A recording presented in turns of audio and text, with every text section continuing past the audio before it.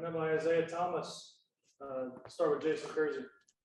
Hey, Isaiah, thanks for being here. Wanted to ask you about Baylor. I know that you, during your time at OU, you haven't lost to Baylor, but they seem to play you guys pretty close. Obviously, there was the 2019 games, and then last year they were a little down, but they still played you guys pretty close. So do you guys consider Baylor to be kind of a rival, given how close they play you guys? How do you guys view this game every year? I wouldn't so call it a rival. I think it was just good competition versus good competition. Typically versus OU teams usually play their best games, and I mean that's a given week in and week out. But they're definitely better than they were last year. They have some good things on tape, obviously, not things we haven't seen before, just things that we have to control on our end of the bargain. And they'll do what they do, but we just have to do what we do, and I think we'll be fine. But I wouldn't call it a rival, but just good competition on good competition. Eric Baylor. Hey, Isaiah, it's nice to see you again. Hey, kind of a similar question I just asked Jeremiah. We look at Caleb's journey to OU. What do you think it would have been like for you if you didn't have a high school senior year and you turned around and played as a true freshman? I mean, how tough is that just to fathom what he's been able to do? Oh, it's really impressive. I mean, I couldn't imagine not having a high school senior. Like, it was hard for me not having coming in early for a spring season and coming in early like some of the guys in my class. So I can't imagine not having a high school senior year, then coming in, starting on the top level of college football, doing what he's doing. He's special. Like I said before, I mean, I've seen a comparison that said he's Baker Mayfield and Kyler Murray and Jalen Hurts' body. And I think that's a perfect, perception of him. I mean, he's great. It's impressive, definitely unprecedented what I've seen of a quarterback that young and what he's doing.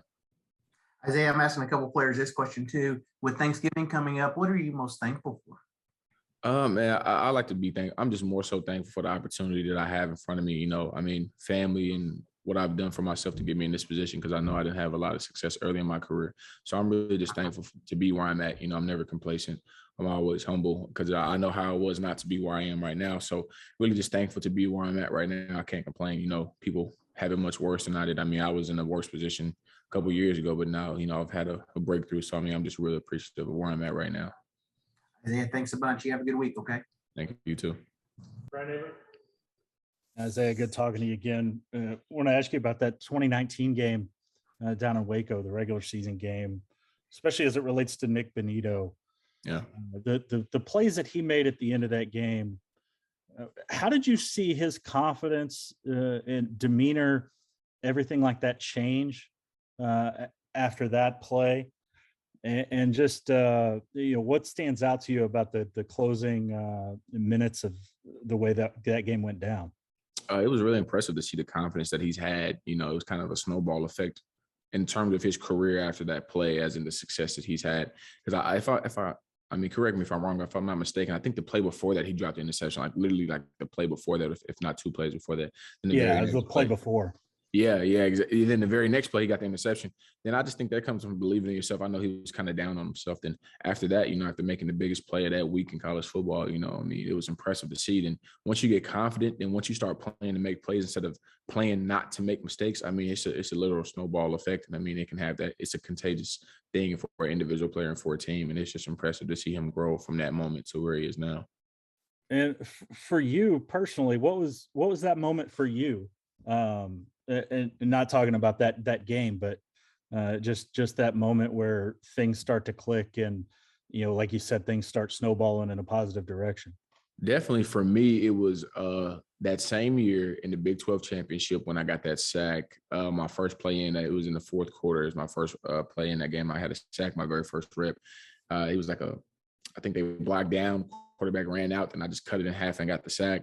And after that, we played at LSU. I got a bunch of reps, and it carried into last season to Missouri State and for the rest of the season. So, I mean, that's an example for me. That was my snowball effect. Like right there, when you have that confidence, it's contagious for the teammates, and it instills that confidence in yourself. And that play right there for me was my Nick Benito play against Baylor for the interception that he had. I really appreciate it, Isaiah. Have a good one.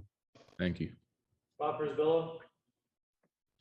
Isaiah, is it starting to hit home that you basically just have a month left in the season? And is that changing the mentality, the intensity at practice? I mean, it's definitely starting to hit home. I wouldn't say it's starting to change the, intensity, and I wouldn't say things are getting vamped up because I mean, you can't prepare differently just because you're playing different opponents. I mean, of course, you gotta enhance your game on game day and stuff, and you gotta prepare better. So I think it's more so, tightening up the things that we've, like loose screws and stuff like that. So I mean, not so much as intensity because we have the same script, same schedule as we did 10 weeks ago. It's just more so how we approach things now. Championship November, like I said, it either makes or breaks your season, and we wanted to make ours.